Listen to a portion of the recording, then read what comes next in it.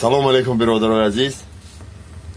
با یک قصه پیشنهاد شما میکنیم. کسی در مخوشید چلیک دریغ نداره. ما از شما نه نون طلب میکنیم نه آب. یک انگشت زیر کنید.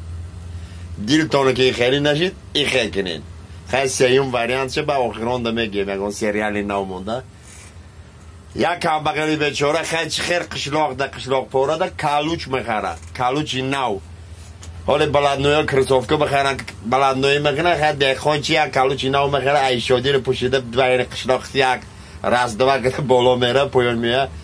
با کدام خدازده آو کمتر سر داده بوده ای هم بالا لای قوم سه بیچاره کم بغل جوار خطی خیز کنه بگه یک کالوچ ای پا میپره دوری جوار ده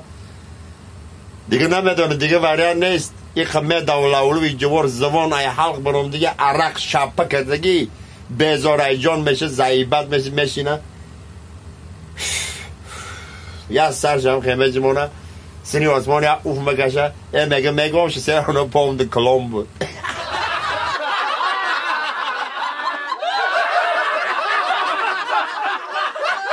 یک قصه نقل میکنیم درباره هم خدمت ها یک تاش ایلن بود یک تاش ایوان خیلی یوانی ها ما گپامون توقوری نیست برای که وقتی الفاوی تو وردن یوان 3-4 حرف کم شد دیگه ما ایره ما میدونیم لین نوباتی یوانی را خونهش تکلیف میکنه لین نوبات خیلی میشینن دو دستگاه زندگی اوقات اوقات خیلی مهمان و خجالت کردن در کار کن خوراک ورسه چای ورسه خلاصه یوانی یکی تنی همین خیلی خالی را نگاه میکنه که لین نوباتی هم خدمتش در تنی خالی پرترتی خودش قطعی پرترتی آتش کده در این خونه هوی خیلی بیچاره در آمده برونسه یوانی طرف خالی نگاه میکنه چی میگه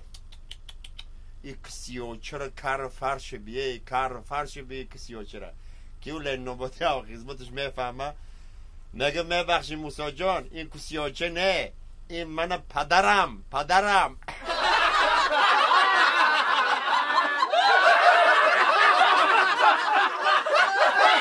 سلام علیکم برادرای عزیز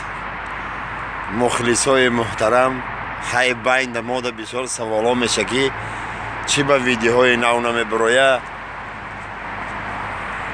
ما ویدیوهای نو نمیبینیم برادر هر روز ویدیوهای نو ای جانبی ما نسبت شما روان کرده میشه پراست برادرای عزیز با کدام حالت شما وی ویدیوها رو نمیبینین در همه حالت میبینین که همون کانال ما دا پادپیسات داشته باشین کانال ما به نام یوانی تیوبه همونجا میبرویه پادپیسات کنید بالا ده یه زنگولچه در پوستین یا گردن شتراد کشاله در یوتیوب بالا ده یه زنگولچه انمو زنگولچه رو جوخن لبای وریم شیر محمد یوانی در افیر با شماست سربلند و خانه آباد باشید